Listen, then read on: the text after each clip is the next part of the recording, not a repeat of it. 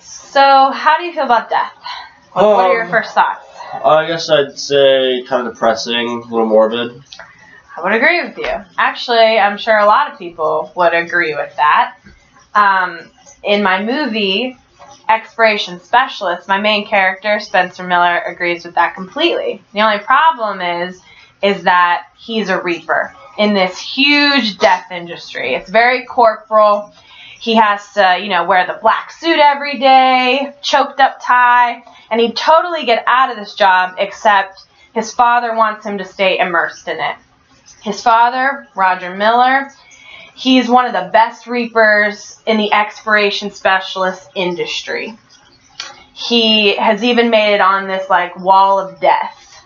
Now, he wants this for his son. He wants a good job for him. He wants him to be successful. He even wants him to earn the title of death itself, which is something he can only earn if he reaps as many souls as a plague or a natural disaster.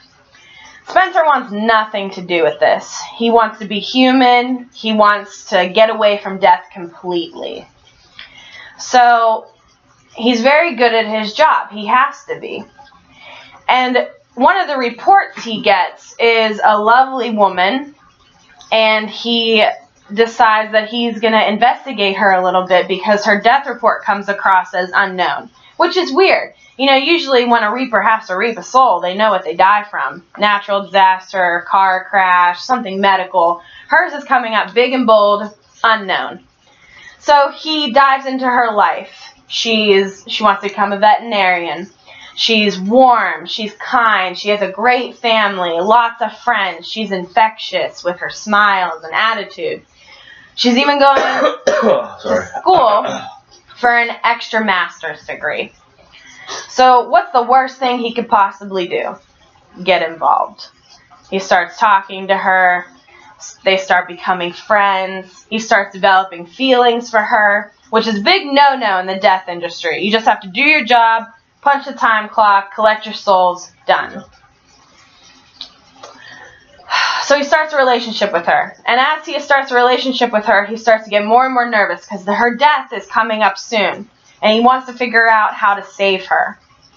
But instead, he shelters her.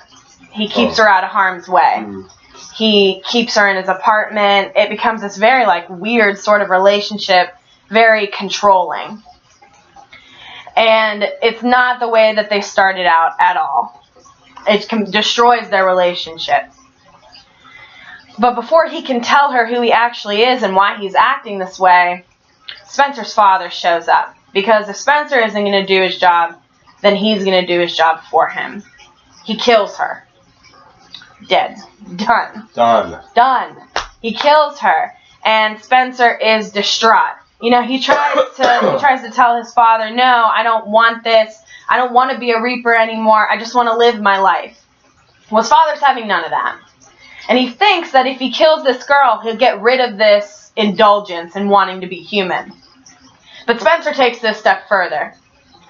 He tries to tell his father, this is what I want. If you're my son, if I'm your son, you're going to love me for who I am. And so Spencer gives up his immortality to bring the girl of his dreams back to life. And in doing so, they're both mortal together, and they get to live out this life together. So that's how it ends? That's how it ends. Cool. I like it. Thank you. That's nice. Any questions?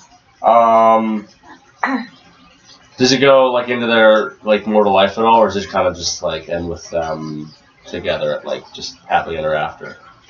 I was thinking happily ever after, but that's a good question. That's something I'd be willing to expand on. I think maybe even showing a scene going deeper into that, they're in their mortal life, and maybe he makes up with his father. That even more. What he does as human too would be interesting to know. Yeah, definitely. Because he only has one past experience of death. Yeah. But I like the idea. It's really cool. It's different. It's not so there's not there's nothing like that. Thank you. Yeah. Thank you. Okay.